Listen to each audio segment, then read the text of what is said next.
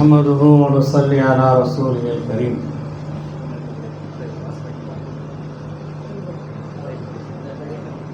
أما بعد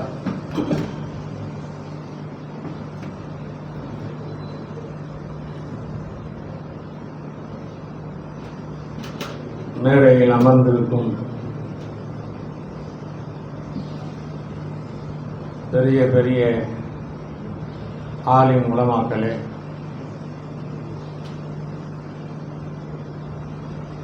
என்னுடைய முன்னால் அமர்ந்திருக்கும் சிறப்பிற்குரிய ஆலிம்களே, மரியாதைக்குரிய அன்பானவர்களே, தாய்மார்களே, சகோதரிகளே, நம்முடன் வாழ்ந்து நமக்கு முன்பு அல்லாஹ்விடம் சென்று விட்டவர்களை நினைவு கூறுவது, நம்மால் முடிந்த அளவுக்கு சவாபுகளை செய்து அவர்களுடைய பதிவேட்டிலே பதிவு செய்வது மார்க்கம் அனுமதித்த ஒரு விஷயமாக இருக்கிறது. ஆகவே மௌலானா அப்துல் அசீஸ் ரஃபீக் ஷா நூரி அவர்கள்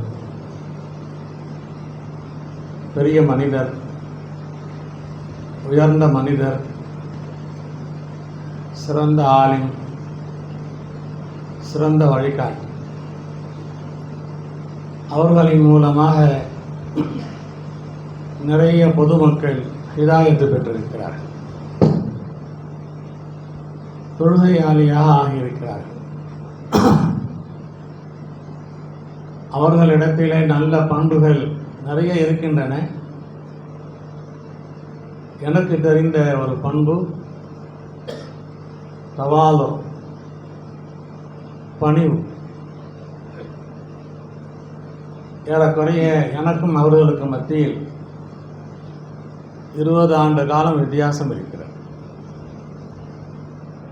1933 அவர்கள் பிறந்திருக்கிறார்கள். நான் 1954 பிறந்திருக்கிறேன். 33, 43, 53. நானும் ஆலிம், அவரும் ஆலிம். ஒரு பிளஸ் பாயிண்ட் அவர்களிடத்தில் வயது முதிர்வு. அந்த வயது முதிர்வின் காரணமாக நான் தான் அவர்களுக்கு கண்ணியம் செய்ய வேண்டும். ஆனால் அதற்கு இடமே தரமாட்டார்கள். பார்ப்பவர்களுக்கு, மஜ்லிஸில் இருப்பவர்களுக்கு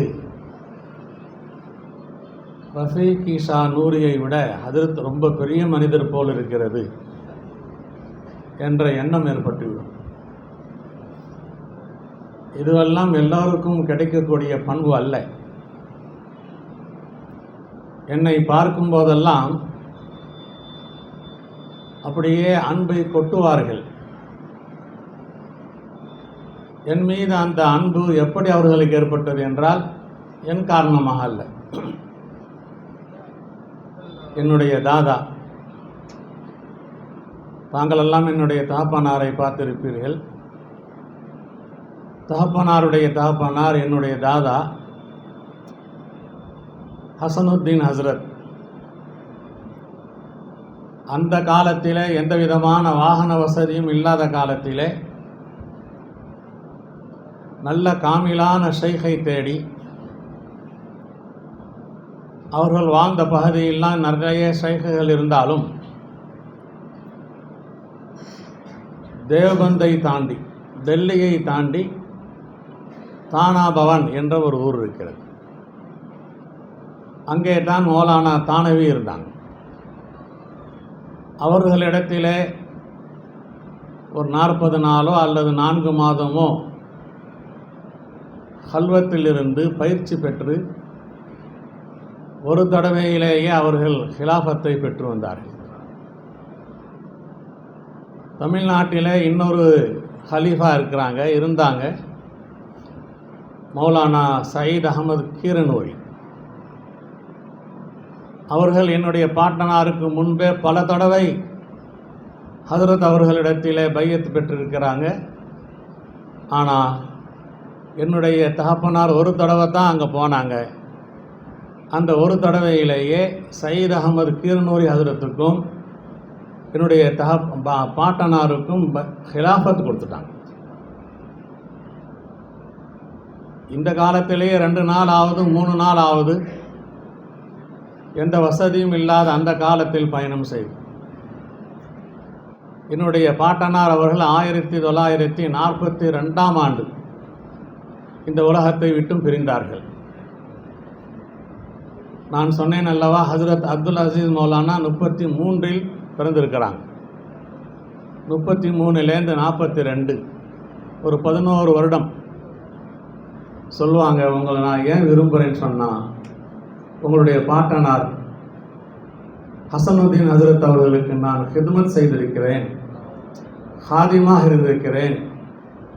அவர்கள் திண்ணையில் உட்கார்ந்திருக்கும்போது வீட்டுக்கு தேவையான காய்கறிகளை வாங்கி வர சொல்வார்கள். நான் வாங்கி கொடுத்திருக்கிறேன். எனக்கு ரொம்பவும் துவா செய்தார்கள். இன்று நான் இந்த நிலையில் இருக்கிறேன் என்றால் அவர்களுடைய துவா தான் எனக்கு காரணம் என்று என்னுடைய பாட்டனாரிடத்திலே ஹிதுமத் செய்து துவாவை பெற்றவர்கள். ஆகவே இந்த என்னுடைய பாட்டனாருடைய ஹாதிம் என்று அந்த சொன்ன அந்த வார்த்தை இருக்கிறதே, எனக்கும் அவர்களுக்கு மத்தியில் உண்டான தொடர்புகள் அது பலம் பெற உதவியது. அவருடைய பிள்ளைகளான அன்பான மகன்கள் எல்லாம் இங்கே இருக்கிறார்கள். அவர்களுக்கு முன்பு கூட பல தடவைகள் இந்த மாதிரி வார்த்தைகளை கூறி என்னை கண்ணியப்படுத்துவார்கள். ஆலிம்கள் அல்லாதவர்கள் ஆலிம்களை மதிப்பது என்பது வேறு, கண்ணியம் கொடுப்பது என்பது வேறு. அது பொதுவாக சாதாரணமான ஒரு விஷயம். ஆலிமாக இருப்பவர்கள் இன்னொரு ஆலிமை மதிப்பது, அதிலும் வயதில் குறைந்தவர்களை மதிப்பது என்பது சீக்கிரமாக வெளிப்பட முடியாத ஒரு பண்பாக இருக்கிறது. நிறைய ஆலிம்கள் இங்கே இருக்கிறோம். எவ்வளவு பெரிய போஸ்டில் இருந்தாலும் சரி, அந்தஸ்தில் இருந்தாலும் சரி, நாம் சொன்னால் நம்முடைய பேச்சை ஊரே கேட்கும் என்ற நிலையில் இருந்தாலும் நம்முடைய மனதிலே நம்மை பற்றி சாதாரணமான எண்ணம் இருந்து கொண்டே இருக்க வேண்டும். அல்லாஹும் மஜால்னி ஃபி ஐனி சகீரா வஃபி ஆயுனின் நாசி கபீரா. நபி கற்றுக் கொடுத்திருக்கிறார்கள். யா அல்லாஹ், என்னை பற்றி என்னுடைய பார்வையில் சாதாரணமானவனாக எனக்கு ஆக்கி, ஆனால் மற்றவர்களின் பார்வையில் கண்ணியமானவனாக என்னை ஆக்கி. ஏனென்றால் உன்னுடைய தீனை நான் அவர்களுக்கு சொல்லும்போது அவர்கள் என்னை கண்ணியமானவர்களாக நினைத்தால்தான், அவர்கள் என்னை பெரிய மனிதர்களாக நினைத்தால்தான் உன்னுடைய தீன் அவர்களிடத்தில் சொல்லும்போது செயல்படுத்த முடியும்.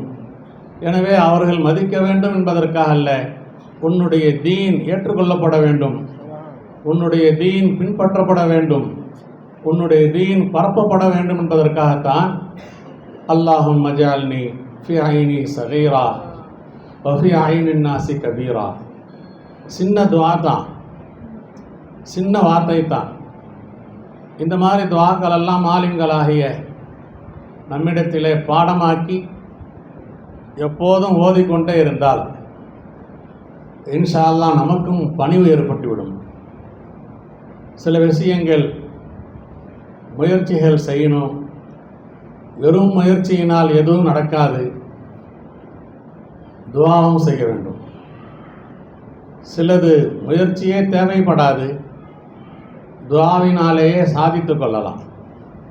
எனவே இந்த அஹ்லாக் இதெல்லாம் துவாவை கொண்டு அல்லாஹ்விடத்தில் கேட்க இலைக்க ரப்பி ஃபஹப்பிபினி வஃபி நஃப்ஸி லக ஃபதல்லில்னி வஃபி ஆயினின் நாசி ஃபஅல்லிம்னி வமின் செய்யல் அஹ்லாக்கி ஃபஜன்னுபனி. என்ன அருமையான கருத்து! அன்பானவர்களே, நபியுடைய துஆக்கள் அவைகள் தேடி தேடி கண்டுபிடித்து, அதே மாதிரி துஆக்கள் கபூல் செய்யப்பட வேண்டும் என்றால் எடுத்த உடனே அல்லாஹ் இடத்தில் அதை கொடு அல்லாஹ், இதை கொடு அல்லாஹ், எனக்கு அது வேண்டும் அல்லாஹ் என்று கேட்டுவிடக்கூடாது. அல்லாஹ்வை புகழ வேண்டும், புகழ வேண்டும், புகழ வேண்டும், புகழ்ந்து புகழ்ந்து அல்லாஹ்வுக்கு பிரியமான நபியை அவர்கள் மீது ஸலவாத்து சொல்லி, அடுத்த கட்டமாக நம்முடைய இயலாமையை, நம்முடைய அஜிஸை அல்லாஹ்விடத்தில் சொல்லி, அல்லாஹ்வுடைய நியமத்துகளை எல்லாம் எடுத்து கூறி நன்றிகள் செலுத்தி, கடைசியாக எனக்கு இந்த தேவை இருக்கிறது அல்லாஹ், நான் கஷ்டப்படுகிறேன் அல்லாஹ், நான் சிரமத்தில் இருக்கிறேன் அல்லாஹ் என்று சொல்லி துஆ செய்யும்போது இன்ஷா அல்லாஹ் தஆலா அந்த துஆவை அல்லாஹ் கபூல் செய்வான். எனவே இந்த நேரத்திலே நாம் ரஃபீக் ஈஷா நூரி ஹசரத்தை ஞாபகப்படுத்தி அவர்களுக்காக துஆ செய்ய கடமைப்பட்டிருக்கிறோம். இதற்காக ஏற்பாடுகள் செய்த அவர்களுடைய கண்மணிகள் பிள்ளைகளுக்கும் நாம் நன்றி கூற கடமைப்பட்டிருக்கிறோம். அல்லாஹ் நம்மையும் அவர்களையும் கபூல் செய்வானாக, உயர்ந்த அந்தஸ்தை தருவானாக. வாஹிரு தாவானா அல்ஹம்துலில்லாஹி ரப்பில் ஆலமீன்.